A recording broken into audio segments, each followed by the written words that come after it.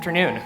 My name is Alejandro Alba. I am a senior correspondent at Now This, and also the host of a digital series called Can It Save the Planet, where we explore and break down climatic and environmental solutions. I'm here today to present the next two segments, but first, I want to thank again Professor Partner for helping us better understand that the ocean has to come first and how our efforts matter when it comes to mitigating and adapting to a changing climate.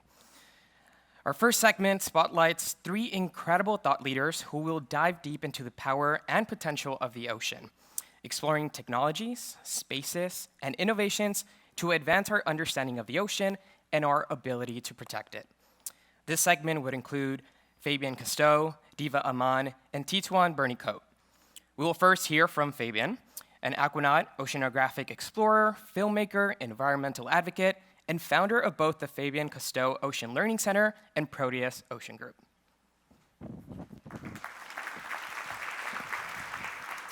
Sorry.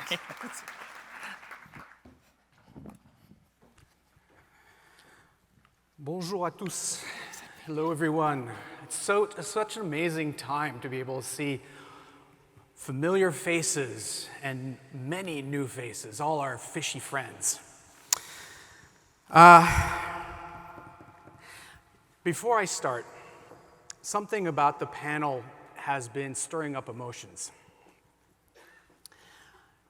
What Sylvia and Ray have talked about are two sides of the same coin in terms of our endeavors to strike a balance with our life support system. I would propose to the United Nations, to Sylvia, to Ray, to find a way to integrate in the decision-making process the true short and long-term costs of extracting and exploiting the ocean with regard to those resources. I think if we have a better understanding of the true costs of doing such things, we might have a better understanding and maybe a better decision-making process of when to do things and how. Now, with respect to time, since I know we don't have very much of it, let me get straight to the point by asking a single question. What is the actual tangible value of a single phytoplankton? The ocean, as you know, generates the vast majority of the oxygen that we breathe on this planet, and that life that we know or all around us depends on, including ourselves.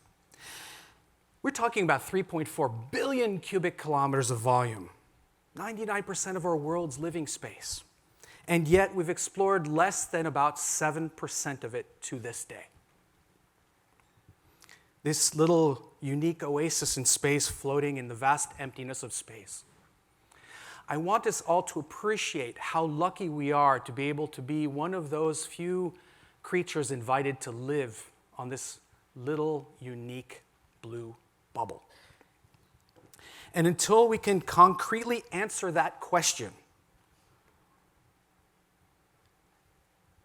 we will know very little about our life support system. And we will continue to find ourselves in the situation that we are today. Scientific understanding of our ocean and its ecosystems are vital to tackling the increasing challenges that we are facing. I was inspired not too long ago by my good friend Sylvia and my ancestors and a real insatiable curiosity for living under the sea.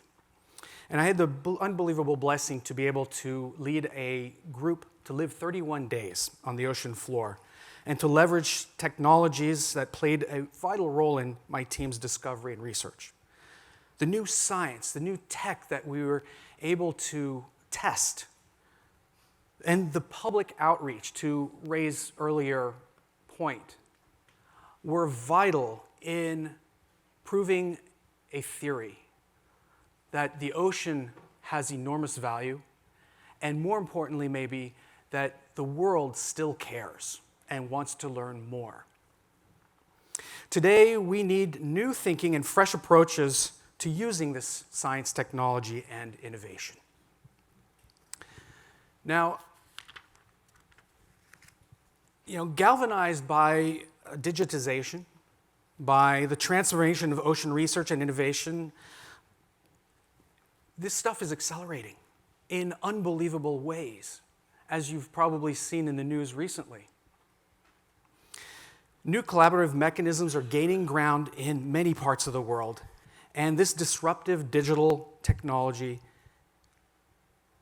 is increasing the features in commercial and scientific applications. And this is where the slippery slope begins.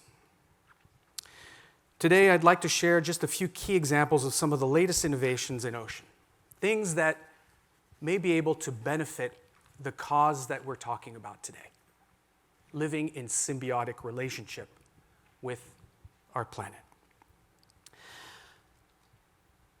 A networked ocean will create individual vehicles and instruments and provide real-time information about what's happening in the ocean, much like the National Weather Service. Imagine, for example, that we'd be able to predict weather patterns not just days in advance, but weeks and possibly months ahead, with the ability to better mitigate the impact of storm damage and on infrastructure and, most importantly, human life. How much would that be worth? Probably priceless. Having a finger on the pulse of ocean has fundamental impacts to each and every one of us, whether we live on the shoreline or 1,000 miles away. Today's ocean sensors detect things that in the water that human beings just can't.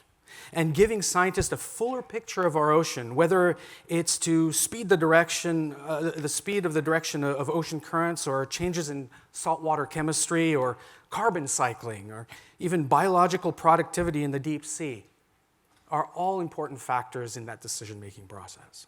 And sensors that are being perfected these days can now start counting in real time the microplastic concentration plumes and other chemical fingerprints that are passing through our ocean's water, so that maybe we can stop the problem at its source. And other arrays are now becoming capable of performing dynamic fish counts, so that we can look at aquatic species beyond the 92% accuracy from fast-moving platforms such as AUVs or autonomous underwater vehicles, so that we can have a better dynamic understanding of the shifting baselines that are happening in our biodiversity. Another example of innovative technologies is AI and robotics, which will analyze and interpret data much more efficiently. We already see that on land and in space, and even now starting in the oceans. But those interpretations will have fundamental impact in ways that we haven't even thought of yet. And gains in robotics intelligence is undoubtedly leading to ocean monitoring and sampling, particularly in areas that have been too dangerous or too remote to reach. But sampling the ocean is just part of the equation. In order to make accurate predictions of long-term changes, ocean scientists will need to rely on a completely different set of technologies that will be deployed from well below the surface, which require a human-ocean interface. There are a lot of institutions out there gathering data, but unfortunately, even in today, 2023, it is still difficult to share and understand. And there are several institutions out there that are even working on unifying this knowledge, which is a monumental task, to be of use to a much wider network. But this task, as I mentioned, is absolutely crushing. And the missing and essential part of knowledge is sharing it and engaging with the general public. Because we cannot do it alone. As a global community, that is the only approach that will be able to get us to the goals that we are striving and preaching for today. The general public has a major part of those solutions that we all seek, and I believe that this is still the most troubling aspect, and this is coming from 3 generations of ocean storytellers. When it comes to a global understanding and intrinsic value of ocean to each and every one of us. Some of you may have heard me talk a little bit about a not-so-secret project that we started launching during COVID, of all places, of all times. Proteus, the International Space Station of the Sea. As a social good enterprise, and I underline this, the Ocean Learning Center, which is my nonprofit, is the largest stakeholder, and for good reason. It is the soul, if you will, or the guiding light. But the collaboration to disrupt science is important, and the significant impact on research funding and creating opportunities for innovation are fundamental before we start doing things like strip mining. Imagine the state of art and research and communications and on a platform on the final frontier, to be able to cater to scientists and researchers, a training ground for astronauts and aquanauts alike, a platform welcoming academia, educators, scientists, a Hollywood quality creative platform to reach out virtually to all those who will never get a chance to see the ocean firsthand, and one that caters to advanced engineering and robotics. This permanent presence underwater will give the ability to leverage the human technological interface in a field 24/7 that will allow us to extend bottom times and hence research and discovery opportunities by over 10 times and enable us to have continuous study of subjects mid and long term and highlight the need to go longer, deeper, and further. In the same ways that innovation and collaborations have opened up the doors of space exploration, Proteus will be the first international space station of the ocean and will help spur on marine exploration, drive discovery and global engagement, and has the general public in mind. We are pushing further the intersection between outer space and ocean exploration. As Ray had mentioned, there's over 1,000 times more invested in space exploration than ocean exploration. But if we're to look at investment in our future, and no besiegement to space, so I love space actually. Give me a ticket if there's a round trip to Mars. I say round trip to Mars. But the R&D opportunities are there for collaboration. And I really truly believe that the only way we can get there is through an intersection between governance, sustainable science, and public empowerment and education, which should be the focus. I will leave you with this. You see, my friends, as you will hear throughout the day, the ocean does have some good stories to tell. There is reason to have hope. But it is imperative for us to push hard so that we can accelerate that research and exponentially increase the oceanic knowledge that we can better take care of and protect our fragile life support system. And that we invest the interest that these efforts generate into a future of a healthy planet for all. This was a historic quote that my grandfather had taught me when I was 8 years old. But I'll leave you with this one. For most of history, man has had to fight nature in order to survive. In this century, we're starting to understand that in order to survive, we must protect it. Thank you all, and I wish you a fruitful and productive World Ocean Year.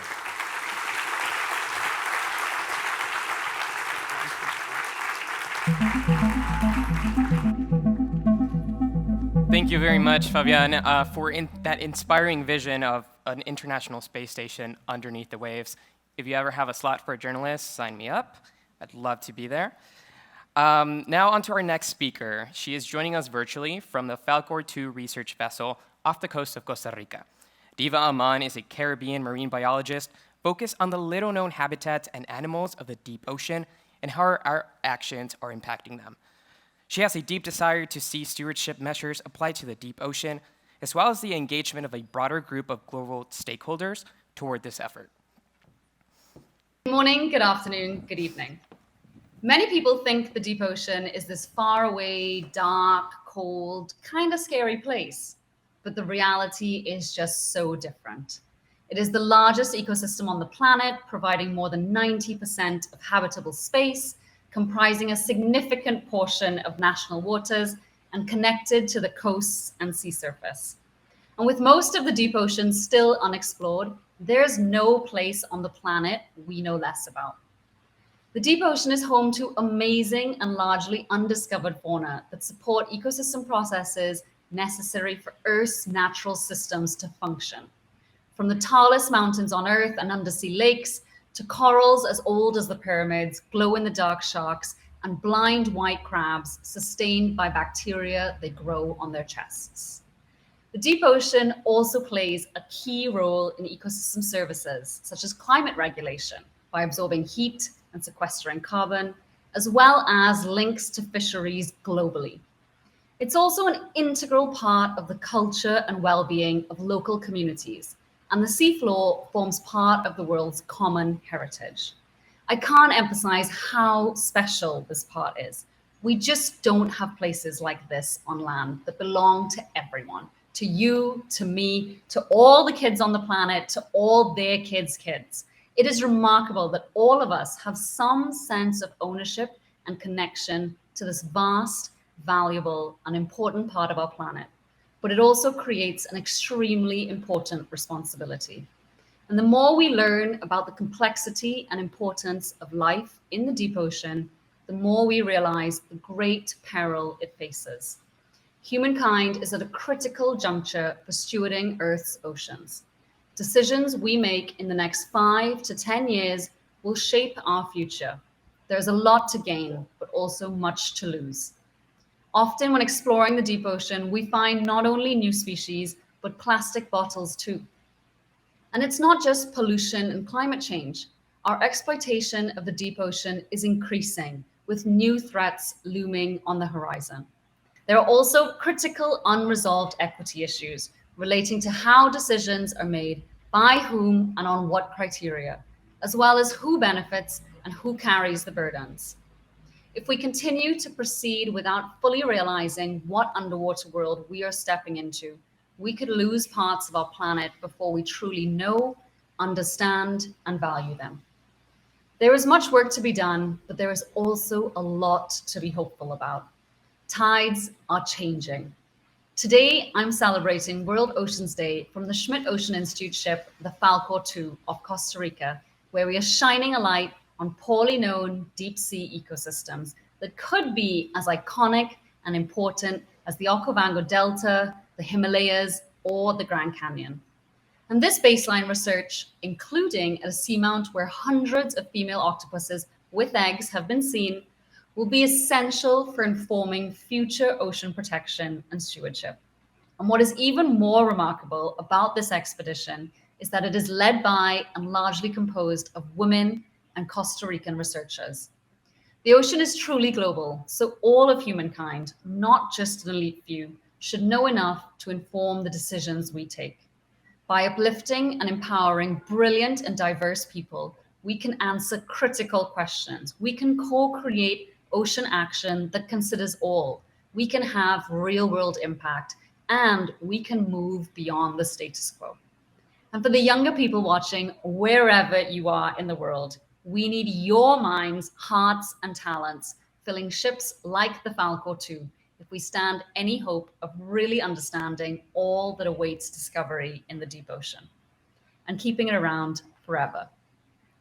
It's been such an honor to be here with you today. Huge thanks and congrats to the UN and Oceanic Global for putting together yet another amazing World Oceans Day and inviting me to share. If you get a chance in the coming weeks, please do explore the deep ocean with us by the English and Spanish live stream on Schmidt Ocean Institute's website, YouTube, and social media. Many thanks.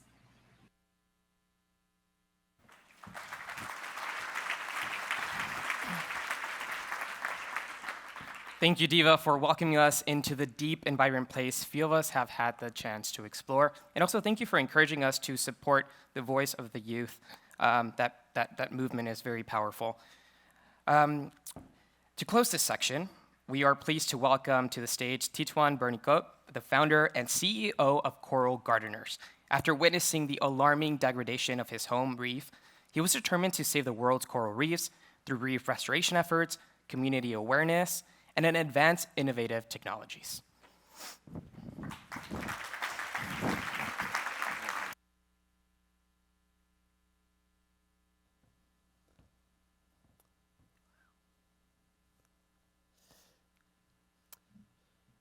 Yaorana. Hello, everyone. It's a pleasure, it's an honor for me to be here in New York for my first World Ocean Day, World Ocean Week. I'm coming all the way from the South Pacific Ocean, from the islands in French Polynesia, Tahiti, where I live and where we have our headquarters. And today, I'm here to talk about what I love, to talk about the coral reef. And I think we all know about what is going on. We heard from our previous speakers, ocean friends, what's going on with the coral reef today.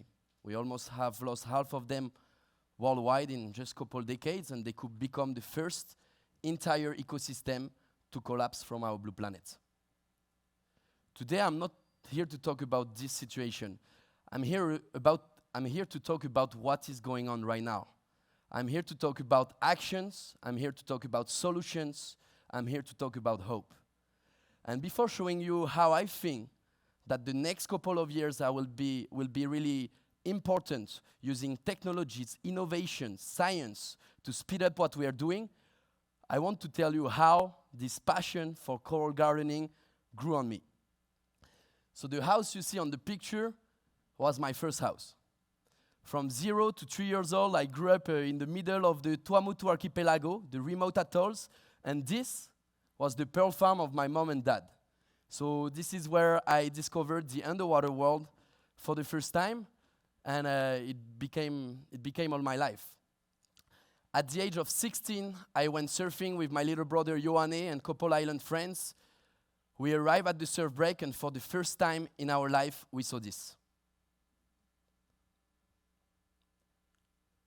This is the afternoon when I was 16 years old that I realized that the most beautiful and the most important thing in my life is just disappearing.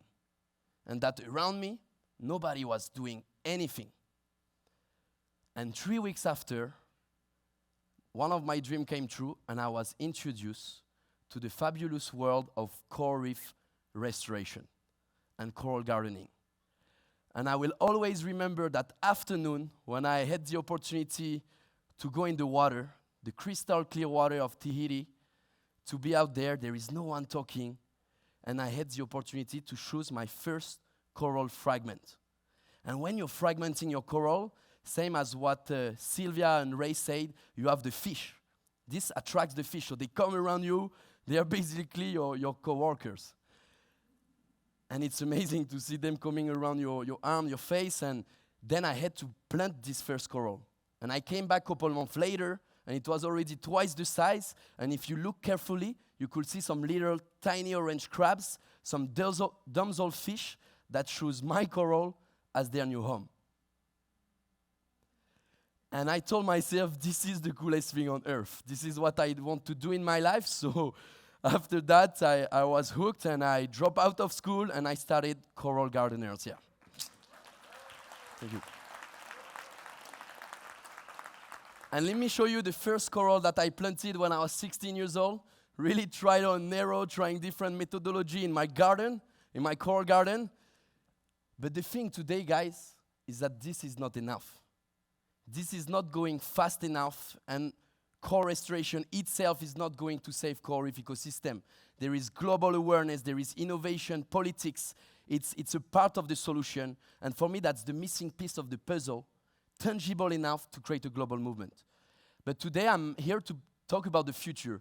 You know, I grew up watching all of the things happening at the Silicon Valley on YouTube and things, and I was telling my buddies, my island friends, guys, if only we could apply 1% of those technologies breakthrough into ocean conservation and coral gardening, we could speed up what we're doing. And 3.5 years ago, I hired some engineers, some scientists, and we created the Coral Gardeners Labs, where we are developing some technologies. I want our gardeners around the world to be the James Bonds of the field. I want them to have some connected sensors, artificial intelligence, underwater monitoring app, where you can measure in real time the growth, the health of the corals, and sending all of the data to the cloud and on dashboard. And we are developing artificial intelligence like this one. Those are the first coral we planted with the team in front of the house. And now we can know in real time the number of fish coming back, the species, and the biodiversity increase over time.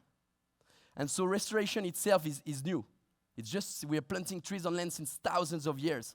It's only a couple years that we are really defining the new methodology to restore entire ecosystem. And now we are able to map the reef with our partners in really high precision to the millimeter, so we can understand what the huge parcel of reef they need in terms of the number of corals. And all this data that the gardeners, the scientists, the engineers are gathering, we are showing it onto a reef map. We call it a digital avatar, where all of the data is available, accessible for the expert to improve the methods and take decision based on data. And today, during this World Ocean Day 2023 in New York, I'm here to talk about the urgent need for volume, for scale. We need long-term monitoring. We need technologies to better understand the ecosystem so we can protect it. We need to use the available tools to speed up what we are doing. And today, my dream for this World Ocean Day, I'm far from my tiny island, but I have amazing people in the room, so inspiring talk. It's an honor for me to be here, is that we have more people just spreading the story of the reef about the ocean, supporting the people on the field, trying, and that all together we become that first generation to save an entire ecosystem. Maruru, thank you. Thank you very much.